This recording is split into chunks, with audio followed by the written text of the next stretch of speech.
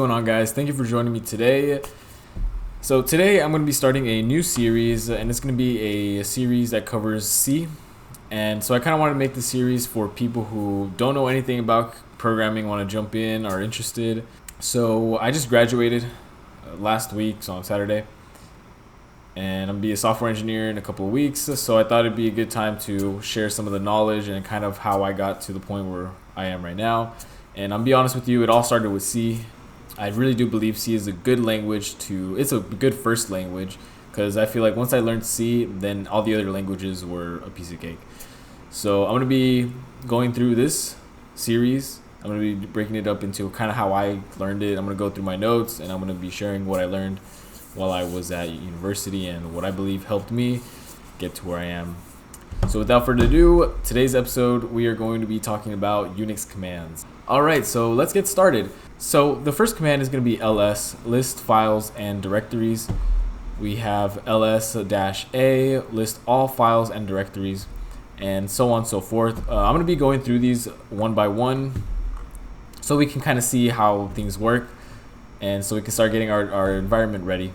So first thing we want to do is, if you're new to programming and you haven't used the terminal, well, I'm going to show you how to do it, and this is for Mac specifically. So what we're going to do first is we're going to open up Spotlight over here, and we're going to search up the terminal. We're going to hit enter, and we're going to get pulled up a terminal screen. So let me move this to the side. Alright, so I have my terminal here. I didn't do anything fancy. I just opened it up and I just aligned it. So think of it as your control station, right? So what is ls? So we're listing the current directory. And I'm going to jump a little bit ahead to pwd right here. So pwe, display the path of the current directory. So we're going to see what the current directory is, and we're going to do pwd. So pwd is telling me that I am under users, under the directory Jonathan Banda, and yours might be different depending on how you set up your computer, of course. It's just showing me where I am right now. So we're going to clear this window out again. And over here, I'm just going to move on to ls-a. So list all files and directories. And now I'm gonna proceed to doing ls-a. Whoops. And now you're seeing all the hidden files and hidden directories that are here. You can see one that you might be accustomed to, so the .vs code. There's a whole bunch of different things that are here, right? As opposed to if we just do ls. We'll let y'all clear out right now. ls, we just get everything that's visible to us. Okay, so now ls-l is basically list all files and information about those files. So let's go ahead and explore it. And again, these you might not ever use again, but it's always good to know. And it kind of gives you a little bit more information about these directories and files, right? So that's always good to know, good tools.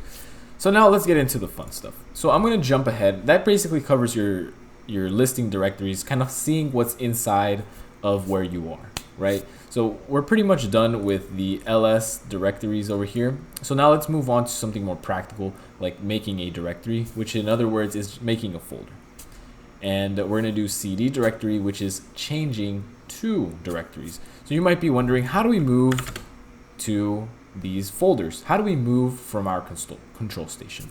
So I'm actually going to be moving to my desktop so that we can start building a directory in which we're going to be doing all of our files that are related to the C program tutorial. So all you need to do is do cd. So cd stands for change directory, and you can kind of see it in the meaning, which is change to named directory. We're going to cd change directory. Okay, cd desktop, and all you got to do is type your desktop. We're going to cd, and all we're going to do is do enter or return, whatever is that. So now if you recall, we did pwd. What is pwd? Display the path of the current directory. Print working directory, pwd. So pwd, we see that in the past we were in users/Jonathan Banda / and that was it. But now that we changed directories, we moved forward into desktop. So let's clear this out. Now we are in the desktop. So now what do we want to do in the desktop? We want to create a new directory. So we're going to do the following command, which is mkdir, make directory. And you can see over here, make directory, make a directory. So make a folder. And we're going to call this folder C underscore. We're going to call this one programming. And I always forget if I need double M. Right? All we did, we're going to print working directory again. We're still in the same directory. All we did was create a new directory in desktops. And we can do that as, we can now go into it. We can now change, we can use CD once more into C underscore programming. Hit enter. And now we are in C programming. We can verify this again by either doing pwd, which we can see over here. We did users Jonathan Banda, desktop C programming. Or we can do an ls and we have nothing inside it. And you can kind of also see that we're in this directory right there. All right, so we know how to move forward into directories. We're going deeper into the tree. Imagine the root of the tree starts up here. Then we have all those folders, and then we got those subfolders. So we're getting deeper into the tree, right? So how do we go back? How do we go reverse? So we can do CD, and then we just do dot dot, and you can see it over here. It's the third CD space and then 2 dots, dot dot, 2 periods, change to parent directory. Okay, and we're just gonna run this and we're gonna see what happens. So let's pwd. So we are in now the previous one, and just so you can see again, just so it's not magic, we're gonna CD into C underscore programming. We're gonna pwd. We can verify that we are in our folder that we created, and now we're gonna CD backwards. And now let's pwd, and you can see the differences. So this is what we were originally, and now we go backwards into the directory, which we get out of the C programming folder. Okay? And then there's other ones. We can either do the CD with the period, which is stay in current directory, or CD dash returns you to whatever directory you were in last. So it's just kind of like the save point. Okay? So with that being said, we could also hard code paths, right? We can CD, we can do /users/Jonathan, and it's going to change us into pwd. So now we're in users Jonathan Banda, and again, if we want to go back to where we were, CD and then a hyphen. Let's do pwd, and you can see now we are returned to users Jonathan Banda /desktop. So that kind of gives you an idea how to move forward, how to move backwards through the command line, going through folder and folder. So the rest of the things I want to make clear. So we already know clear, right? It clears out, makes it look better, and you can also customize your terminal. But I like it like this, plain, because it makes you really look at it, it makes you focus. You can make it like color coding and all that stuff, but never changed it. Might make a video on how to change the colors, but for now, just trust me. So let's go back into our C programming tutorial over here. We're going to clear this. So now what do we want to do? So we have options. We can either copy file 1 and call it file 2, which with the CP, or we can move file 1, which is move or rename a file. We can remove /delete a file. We can remove a directory that's inside of the directory that we are in. Or we can see more, which is just more or cat basically displays the contents of the file we created. So in actuality, this one is not included, but I will show you. We can do a touch, which is going to create a plain text file. So let's just call this one example.txt. TXT is just the extension of the file that we're going to be creating.